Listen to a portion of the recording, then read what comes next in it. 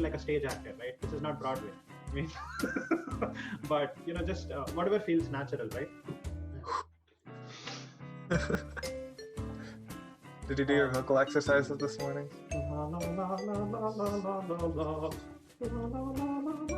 Okay. Hey guys, I'm Mahesh Anamandram, and welcome to another video of Lightbulb Inspirations. Are you a high school student looking to apply for colleges soon? And are you just overwhelmed by the complexity and just the sheer number of things required to be done for a college application? If that is the case, you're in for a treat today. I'm really excited to be interviewing Aaron Villiger, who is an incoming senior at Purdue University majoring in mechanical engineering. I was Aaron's manager in one of his 3 internships at Cummins Inc. He's a really bright student, full of potential and great ideas. So that being the case, I thought it would be a good idea to pick his brain regarding the various aspects of the college application process. I hope that you can stay with us till the end as we cover some really useful information through the interview, and also Aaron shares his tips and final words of wisdom towards the end. So without further ado, let's just jump into it.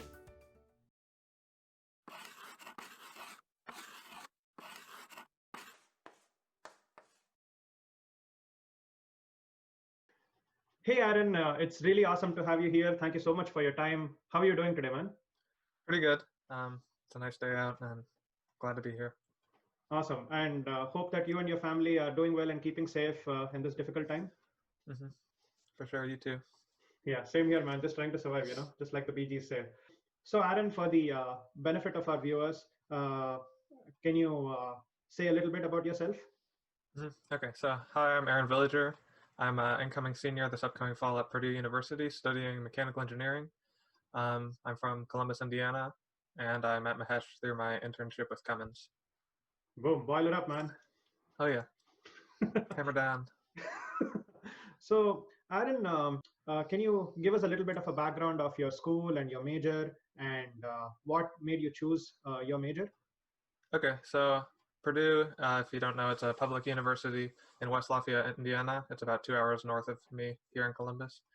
And it's most notably known for engineering and agriculture. I'm doing mechanical engineering, so I've always liked math and physics, and that led me towards engineering. And then throughout my freshman year, we had the opportunity to try out and learn about the various disciplines, and mechanical stuck out to me just because I liked it. The concepts with it better than doing like electrical or chemical. And so far through my studies, it seems like I made the right decision. Some of my other influences, my dad and my brother and some other family members are also mechanical engineers at Purdue, so that kind of maybe subconsciously factored into the decision, but overall I feel like I've made a good choice in my major and I've liked it so far. So continuing the legacy of really great engineers in your family. Those thoughts are very similar to what I had a long time ago when I was making my own choice for a major. So that's really nice to know. So tell me, Aaron, what's the part of the curriculum or the college experience that you draw most fulfillment from? Okay, so most of the material within mechanical engineering I've liked a lot. It's very varied in that it has some mechanical components, thermal components, controls kind of stuff, and I feel like that's all fit into some of the stuff I like, and I draw a lot of fulfillment when I'm either in lecture or completing homework. It feels really good to grasp a concept and actually be able to apply it and understand it front to back, and then once I can explain it to someone else, like it feels very good that I have enough of a grasp of it that I can clearly explain it to someone else who's also struggling. So that feels good, and I've enjoyed the subjects well enough that just learning, I've really enjoyed that. So Aaron, you're now a successful senior at Purdue, doing really well. What are the factors that one considers while applying to a school and for considering a major? Okay, so I guess with first thing you need to do is come up with what you want to do. I would say, like, you need your major before you can start looking at other stuff, what requirements you might need to fulfill to get into a university of your choosing. Okay. So I would just say, think about what classes you like in high school, and even before that, whatever things you enjoy. Think about what hobbies you like to do, things that interest you, and then start researching potential programs that might satisfy multiple of your requirements of like what you like to do, what classes you seem to have liked so far, and then go from there to see if you can find a path that suits you best.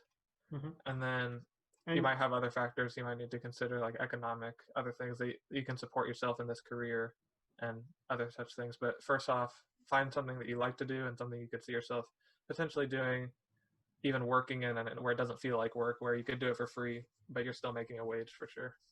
that's the dream, right? Choosing something Yeah, that you love so that you don't feel like you're working any day. yeah, of course. I would say you should favor the program and the major, and then find some universities that satisfy that, and then go from there.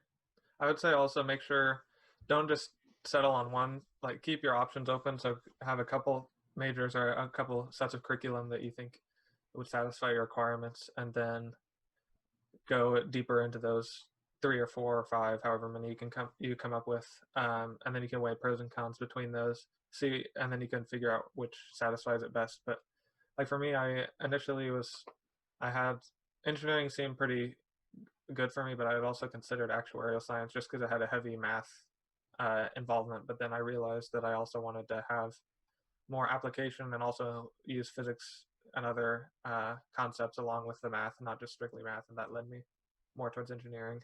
But I felt like it was a good thing to keep my options open, have something else to consider. That's really brilliant, Aaron.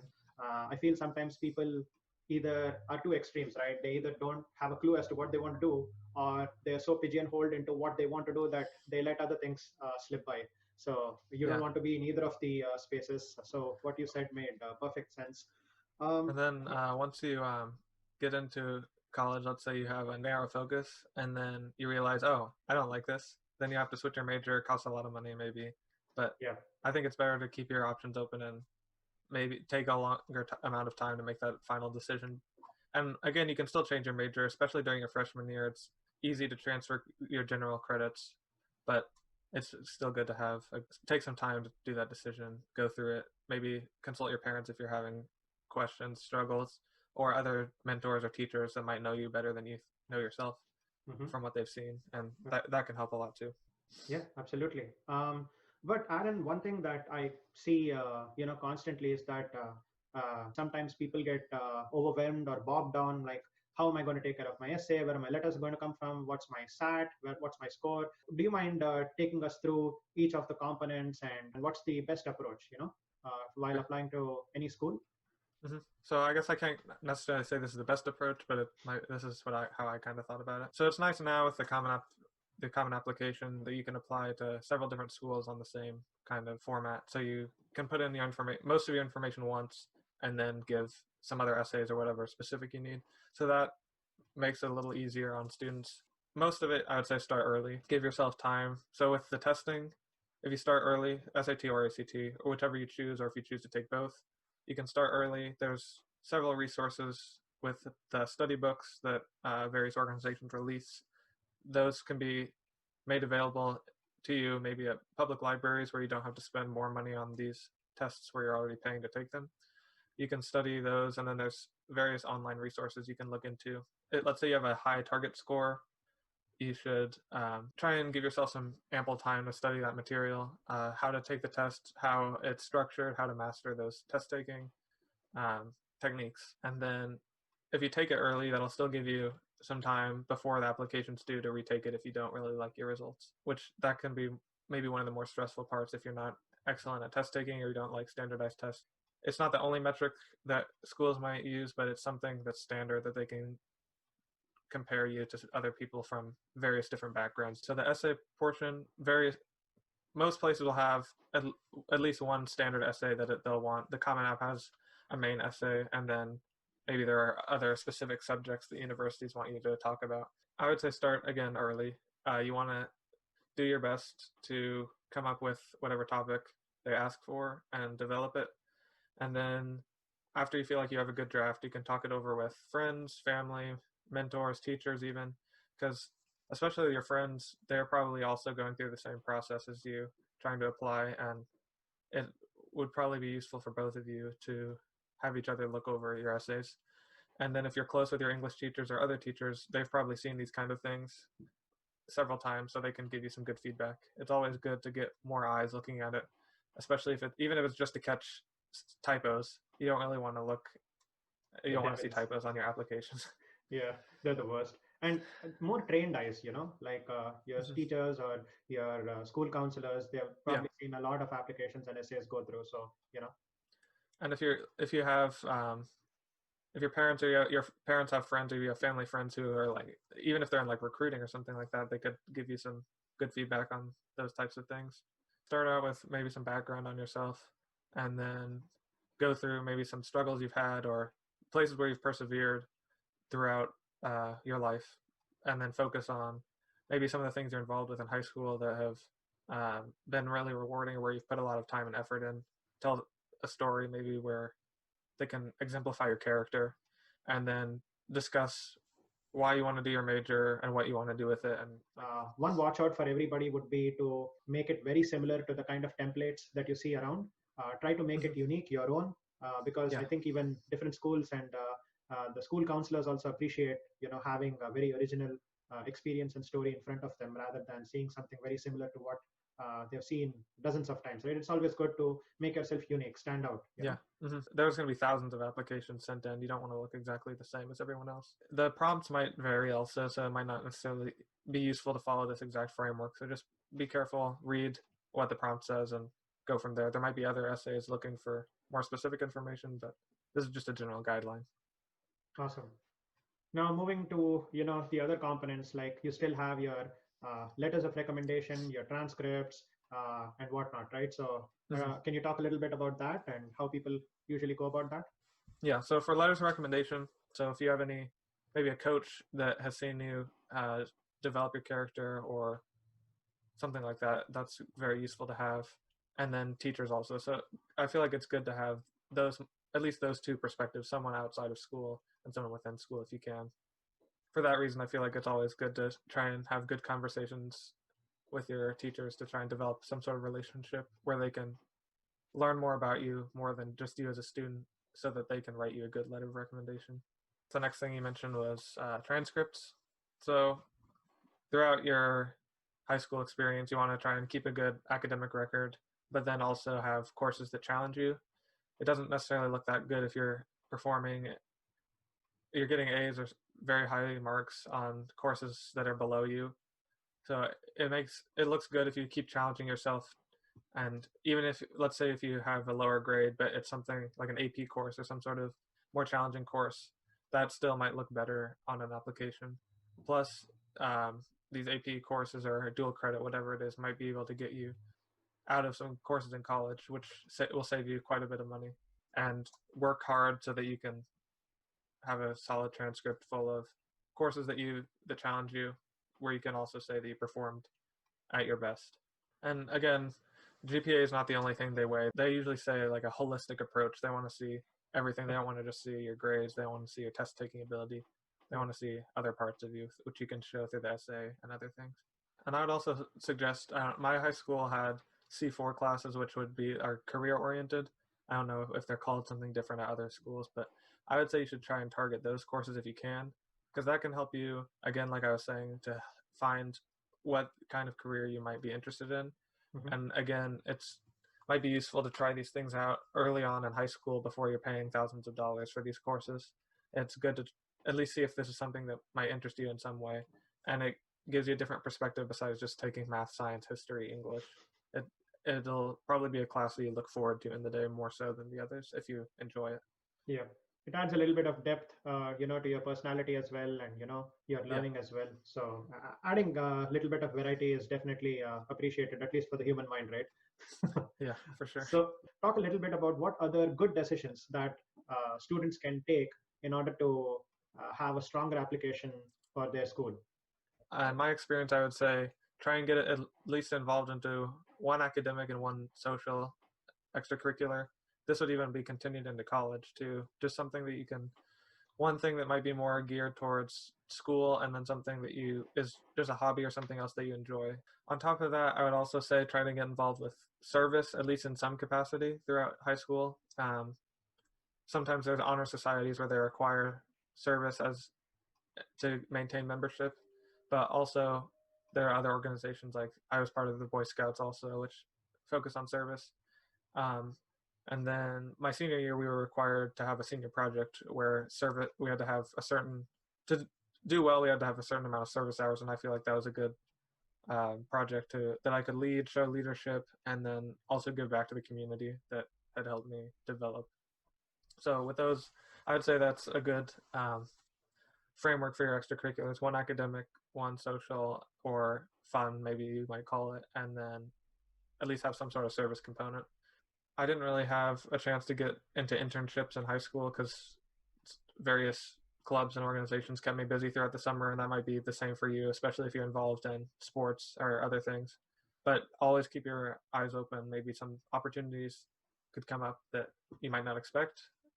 If you have free time in the summer, it's something you could look into, but I never really had the chance to do that. It could definitely look good on your application.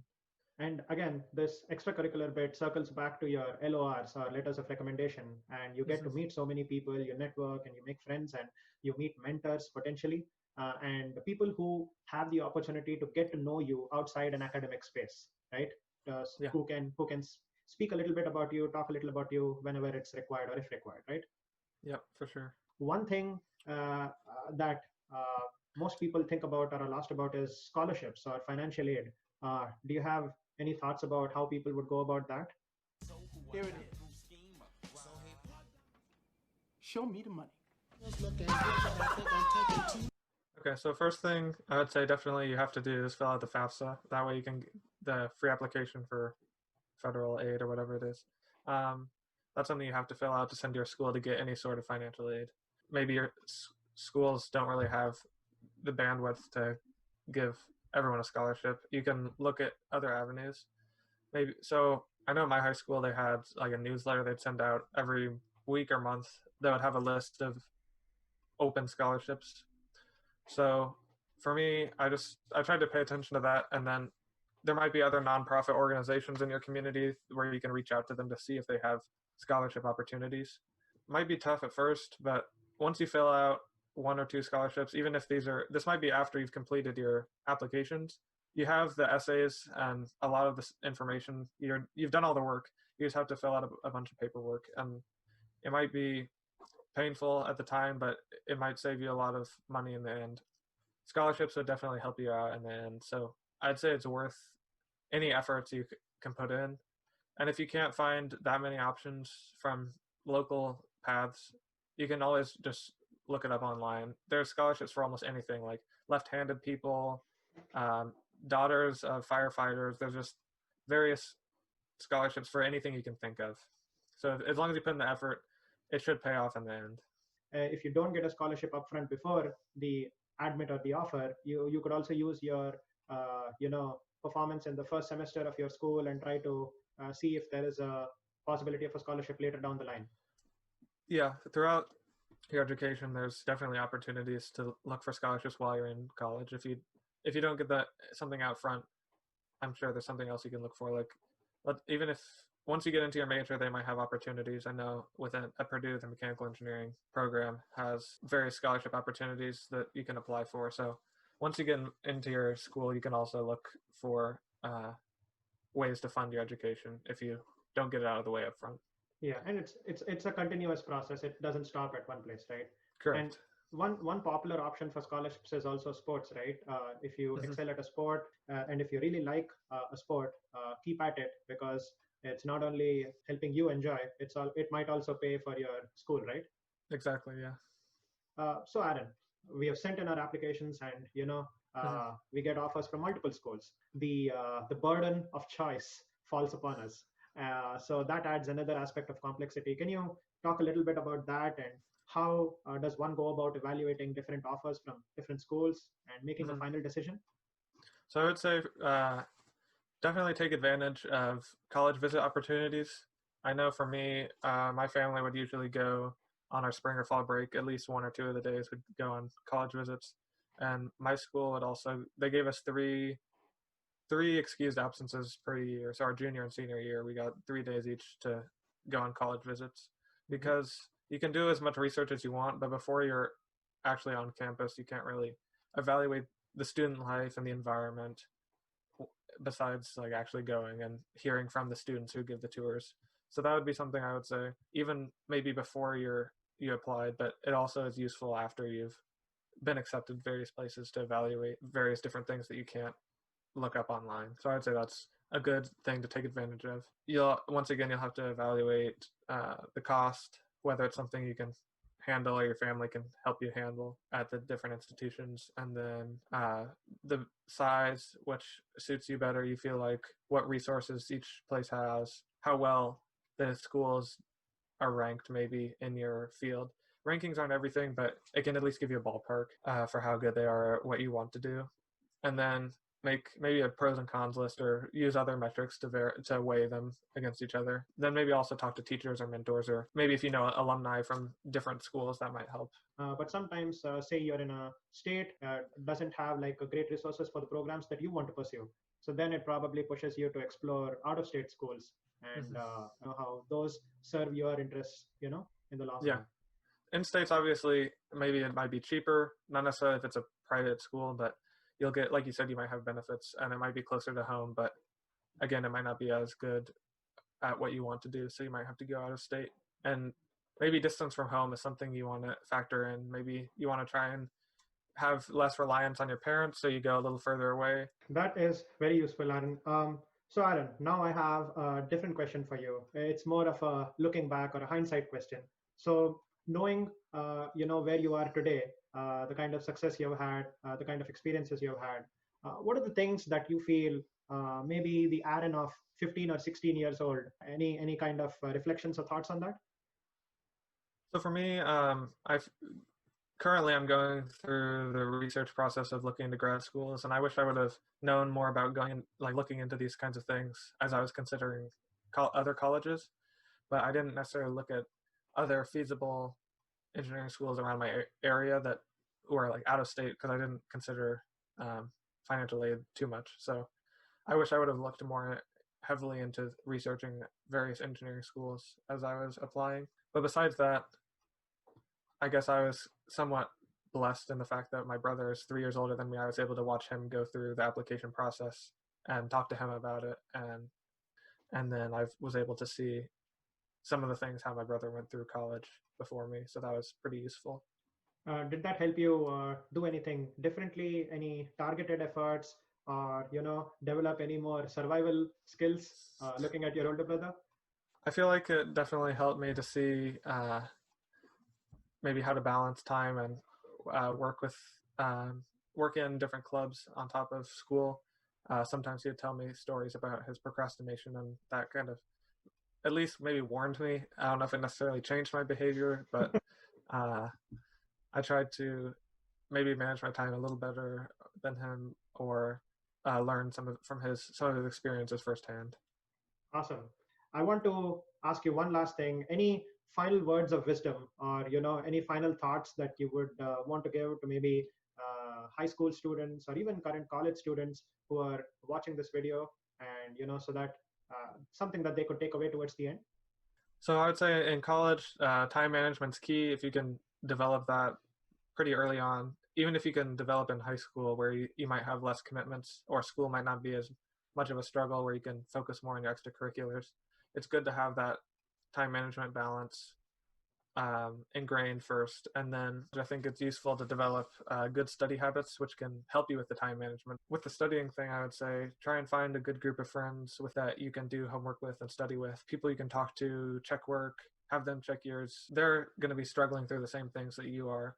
So it's always good to have people to talk to, and it'll help your mental health to keep you sane. So I would say time management, study habits, and have a good group of friends that you can study with, and then also spend recreational time with them as well. So any final bits of wisdom to people who are in the process of joining school or applying to school next year?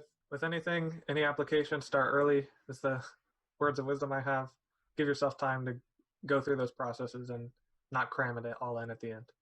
I want to thank you for being so generous with your time today.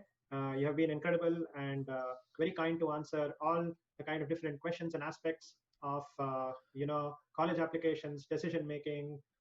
Thank you so much for your time. I hope this video is useful to our viewers. And take care. Thanks for having me. Yeah, it was great to be able to answer your questions, and I feel like you added insight on top of what I said, and it was very useful. I hope it can be helpful for anyone watching trying to make tough decisions in high school, college, and throughout. Thank you, Aaron. Take care and stay safe. You too.